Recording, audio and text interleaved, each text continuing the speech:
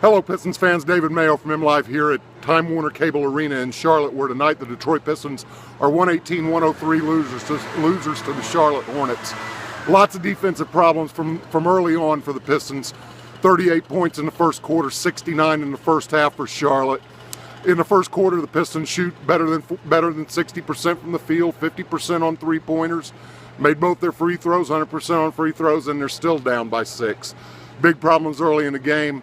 Coming out and matching Charlotte's energy. Charlotte moves the ball extremely well on the perimeter, was very, very cognizant of where the three-point line was, and made the Pistons pay for their defensive indifference from early in the game. It's an extremely good team Detroit played tonight. Charlotte made some really good off-season additions. Getting Nick Batum obviously was huge for them.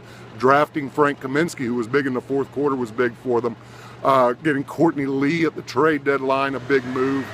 And the holdovers. Kemba Walker's been outstanding for the last several weeks, and Marvin Williams, a guy who's a free agent this summer and might be a guy if Detroit wants to spend its low 8 figures cap space on a free agent this summer and kind of splurge on a guy. Marvin Williams might be the kind of guy you're looking for. High volume, high quality three-point shooter who tonight made 5 against the Pistons and really hurt them from early in the game.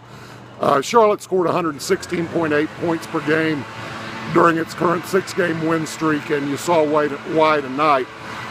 Steve Clifford, the Charlotte coach, said after the game, you know, that there's always a team that comes up late in the season that you don't want to play against in the playoffs, that they either make it really tough on a good team or even win a first-round playoff series. He wasn't specifically referring to his own team, and yet the Hornets might be the team that fit that description as well as anybody in the NBA right now.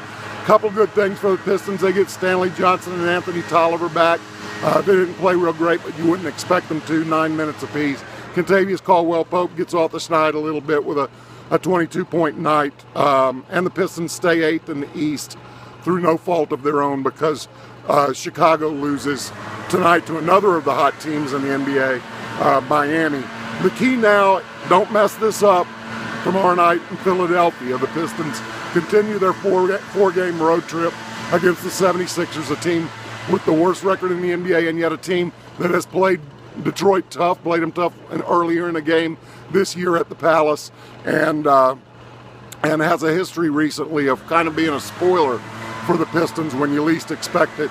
So we'll see how it goes in. That's the 3rd game of the 4-game road trip, and I will rejoin you then Saturday night from the Wells Fargo Center in Philadelphia.